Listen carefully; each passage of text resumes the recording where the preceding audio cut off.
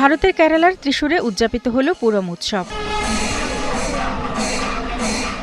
উৎসব উপলক্ষে দর্শনার্থী ও পর্যটকরা ভিড় জমায় শ্রী রুথিরা মহাকালিকাভু মন্দির প্রাঙ্গণে।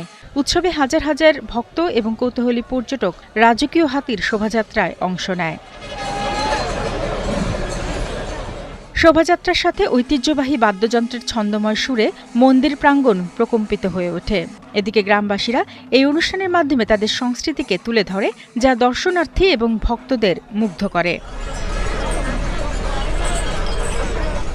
স্থানীয়রা জানায় এটি এমন একটি উৎসব যেখানে সবাই অংশ নেয়। উৎসব উপলক্ষে দূর দূরান্ত থেকে মানুষ এখানে ভিড় করে। এটি পুরো শহরের জন্য একটি উদযাপনের মতো। আমি এখানে এসেছি কারণ এটি সুন্দর একটি উৎসব। আমার কৌতূহল আমাকে এখানে এনেছে। হাতিদের দেখার জন্য আমি অধীর আগ্রহে অপেক্ষা করছি। তারা আমার প্রিয় প্রাণী। ৮ দিনের এই উৎসব শেষ হয় বুধবার। শারমিন স্বপ্না, ৭১।